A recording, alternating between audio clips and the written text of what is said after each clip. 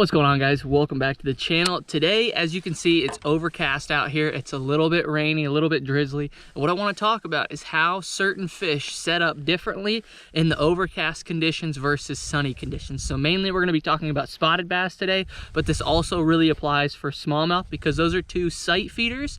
And then at the end of the video, I'll get in the office and I'll talk about what largemouth do a little bit more. But today we're going to talk about spotted bass, so stay with us. You're not going to want to miss this video. So the main distinction that you need to know right off the bat versus sunny and overcast is going to be how spotted bass and smallmouth react to bait differently. They're primarily sight feeders.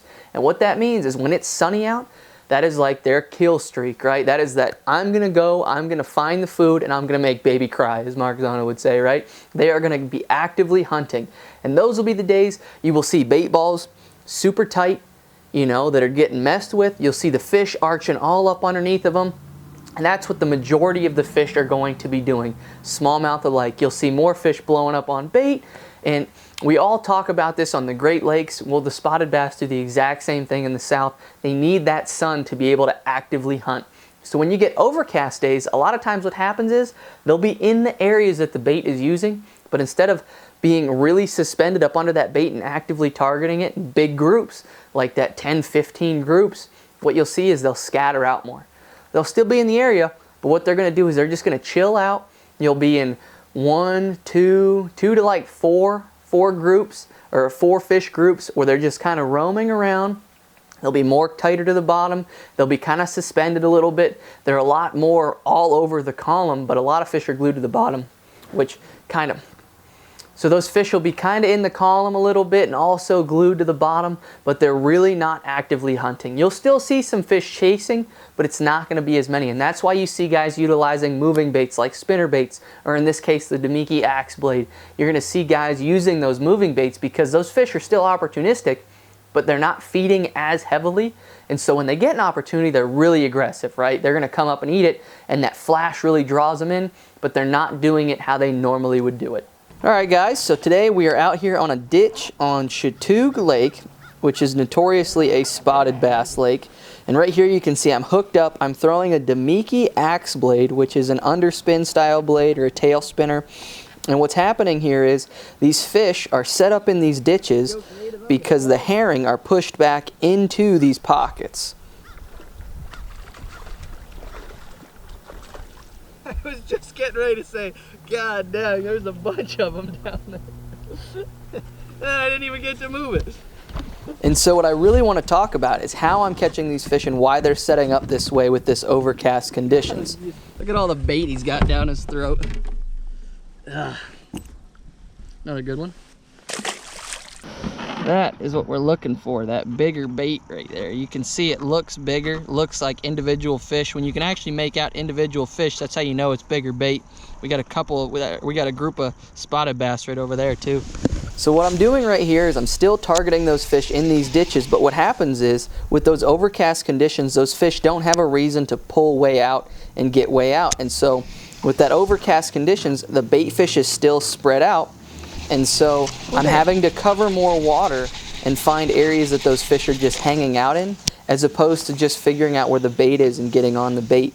Because while there's bait fish in the area, the bait fish is really scattered out across the bottom. And so what I'm doing is I'm using my forward-facing sonar and I'm targeting these individual fish that I see, you know, like 2 or 3 fish at a time. Sometimes there's schools of 10, but for the most part right now there's only schools of like 2 to 3 for the most part, because they're spread out looking for bait and just like hanging out.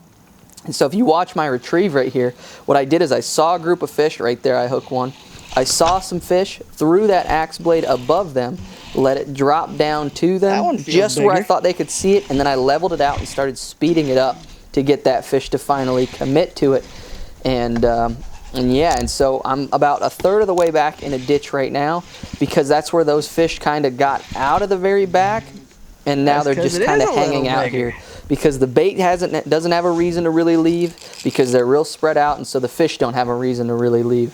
And so this is actually a pretty nice spotted bass. Gosh, they're spitting out. You hear what I said there? These fish are actually spitting shad out like crazy. They're targeting threadfin shad right now during the middle of the day, because when they're lazy, that threadfin shad is pretty much everywhere. He done. He done.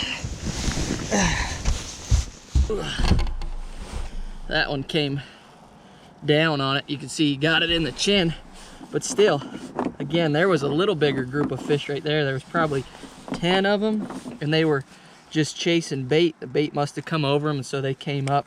And don't get me wrong, like, you'll still find random pods of fish, but I'm talking about the majority of the fish in the lake. You know, spotted bass are spotted bass, so they're weird. But what we're looking for is what the majority of the fish in the lake are doing. And that's not a giant, it's 2 pounder, two and a quarter.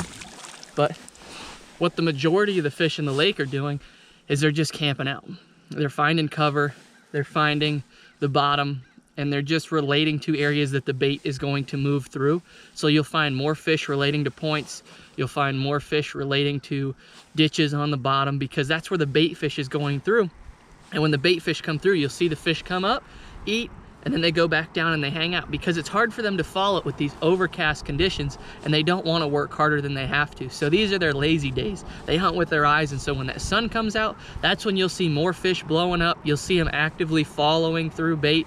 But right now, with this overcast conditions, they're just chilling. And so here you can kind of see, if you look over my right hand shoulder, you can see the back of the pocket right there.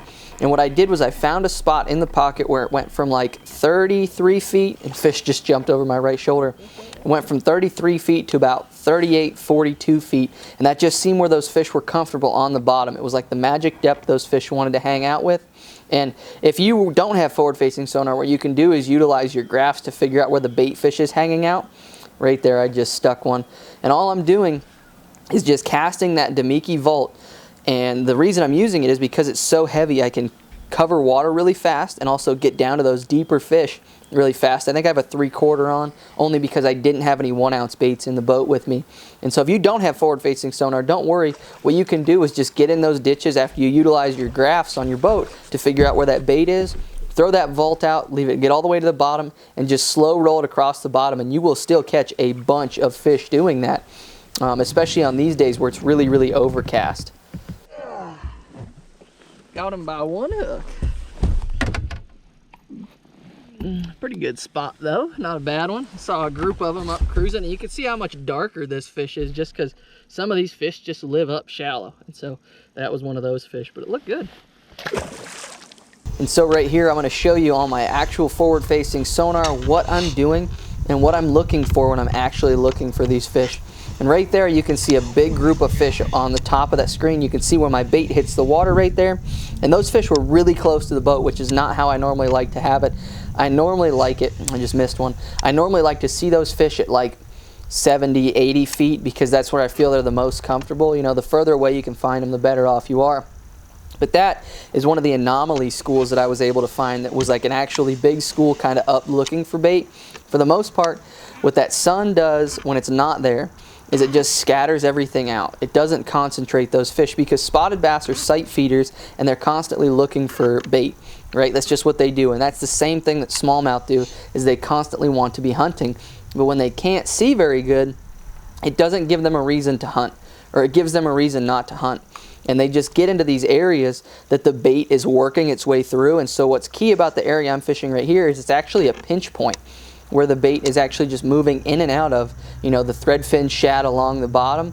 And that's why these fish are keying in on this area. Because it's overcast, because it's cloudy, that bait isn't really leaving these pockets and going more main lake. They're just kind of milling around in those pockets. Whereas if it was a sunny day, those fish are going to want to get, or that bait fish is going to want to get out. You'll see the fish actually ball the bait up, and that's where you see groups like this one in front of me more often. You will see a lot more of these groups spread out because they're actually hunting, and you'll see the bait balls will be really nice, tight, corralled bait balls, versus right now it's all really loose bait. And right there, one actually ate it, and you can see him coming up out of the group right there. That was one I stuck. I don't think it was a super big fish, but it was just a decent sized spotted bass. And anytime you get a group like that, you're really probably going to get a bite, because they get so competitive.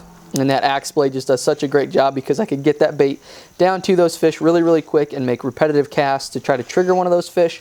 And it's really nice because it's still a weighted bait, so I can actually swim it kind of fast. Right there, you can see that fish coming across the top of the water. I didn't want to boat flip that fish because I'm only throwing like 10-pound line. I don't like to lose baits like that. So you can see I'm still in the back of this creek. I think it's about noon at this particular point in time, and it's still completely overcast, and those fish are still in that same spot. I think I sat in this area for a couple hours, probably like 4 hours just in this spot, and you can see I just stuck one right there.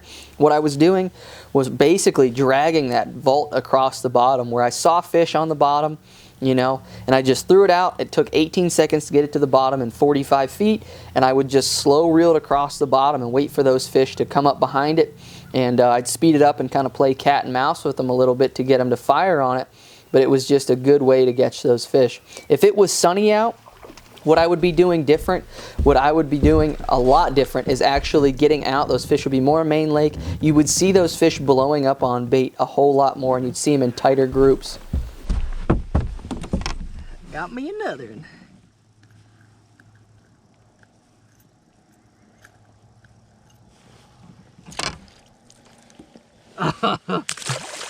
I got thrown up on. And I got pieces of shad everywhere. So what does this mean for largemouth? We've talked about spotted bass and smallmouth. What do largemouth do when it gets overcast? Well, as you would think, when it is really sunny out, those largemouth gravitate to cover. And so you'll see in this cranking video that I had from a couple days ago, where I was out cranking, I was fishing tight to rock piles, throwing a 6 cents, basically a wiggle ward. It's called a 6 cents curve, and I was deflecting off those rock piles to get those fish to eat because it was the only cover in that pocket. Those fish were glued to it. Those largemouth were really tight to it. When it gets overcast, largemouth do the same thing. They're going to roam. They're going to get out away from the bank a little bit. They're going to be out away from the cover. They still like to be in the same vicinity as the cover, but they're going to be loosely holding to that cover, and that is key, loosely holding to that cover. And so again, that's why moving baits come into play. That's why we're throwing chatterbaits, spinner baits, you know, throwing a swim jig, throwing a jerk bait, using those baits to cover water, because you don't know exactly where that fish is going to be, versus on a sunny day, you know right where that fish is going to be. So thank you guys so much for watching. If you haven't already, be sure to hit that subscribe button to follow on with the content, but be sure to check out this video up here where I will have everything linked about wintertime cranking, which is another great way to catch fish this wintertime. So check that out, but thank you guys so much for watching. God bless, and I hope to see you in the next video.